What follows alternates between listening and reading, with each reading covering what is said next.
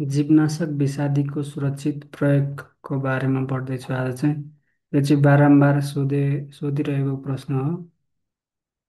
यो विषादीको सुरक्षित प्रयोग कसरी गर्ने भनेर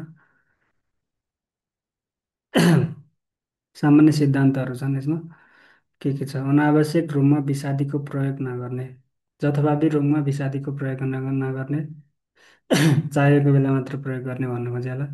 सम्भावित खतराबाट सावधान हुनुहोस्। सम्भावित खतराबाट सावधान हुनुहोस्। विषादीको लेबल र अन्य पर्चा पढ्नुहोस्। सुरुमा विषादी प्रयोग गर्नुभन्दा अगाडि चाहिँ विषादीको पर्चाहरू चाहिँ राम्रोसँग पढ्नुपर्छ। त्यहाँ के लेखेको छ, कति डोज हाल्ने, कति मात्रामा हाल्ने भनेर चाहिँ त्यो पढ्नुपर्छ। केटाकेटीलाई विषादीबाट टाढा राख्नुहोस्। विषादी चाहिँ केटाकेटीहरूबाट टाढा राख्नुपर्छ। कीटनाशक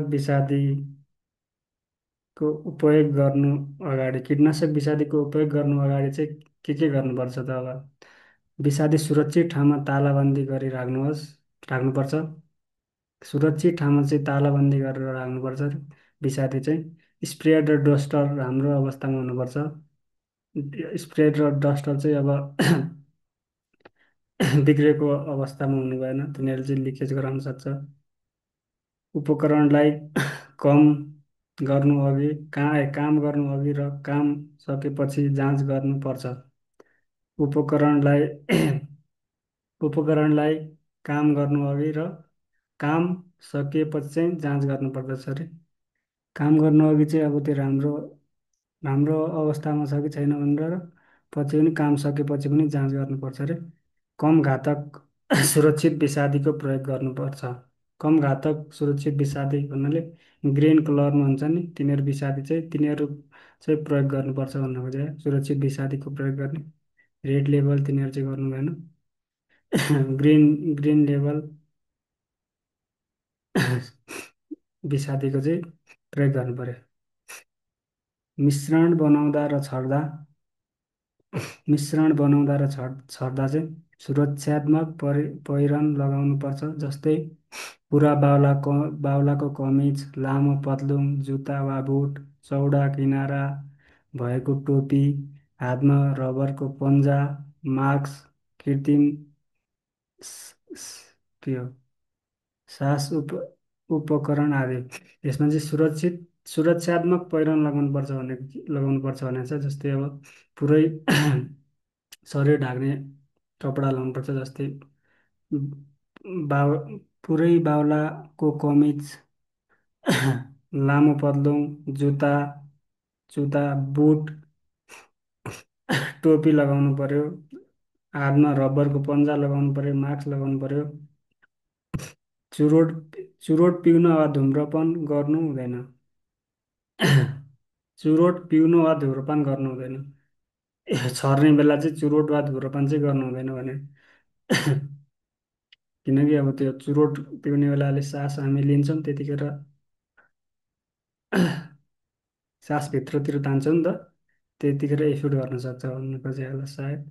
विषादी वा अन्य ठाउँमा फैलान नपाओस् भन्नका लागि विषादीको प्याकेटलाई सावधानीपूर्वक खोल्नु पर्दछ।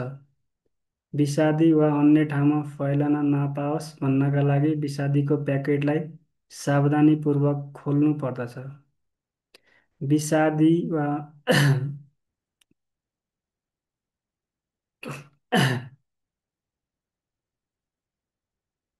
विषादी वा अन्य ठाउँ विषादी अन्य ठाउँमा फैलिन नपाओस् भन्नका लागि विषादीको प्याकेटलाई सावधानीपूर्वक अरू ठाउँमा फैलिन नपाओस् भन्ने चाहिँ विषादीको प्याकेटलाई सावधानीपूर्वक चाहिँ खोल्नुपर्छ।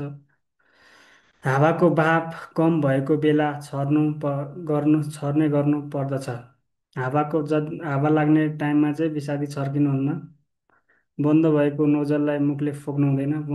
भएको कतिखेर बन्द भएको हुनसक्छ नोजल चाहिँ, त्यो चाहिँ मुखले फुक्नु हुँदैन। जीवनाशक विषादीको प्रयोग गरेका कागजी पदार्थलाई सुरक्षित स्थानमा जलाएर वा गाडेर नष्ट पर्छ। विषादी प्रयोग गरेका कागजी पदार्थलाई सुरक्षित स्थानमा जलाएर वा गाडेर चाहिँ नष्ट गर्नुपर्दछ विषादीको त्यो कागजी पदार्थलाई चाहिँ सुरक्षित ठाउँमा जलाएर वा नष्ट गर्नुपर्छ।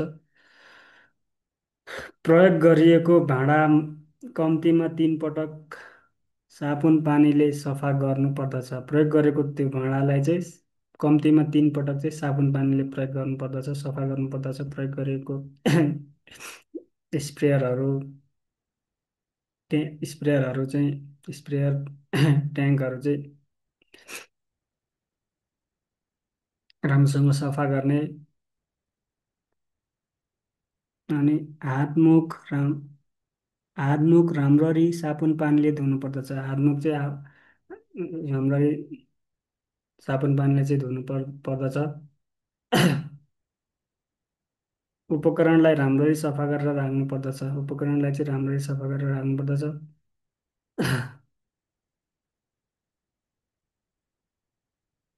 यति रहेछ यसको चाहिँ।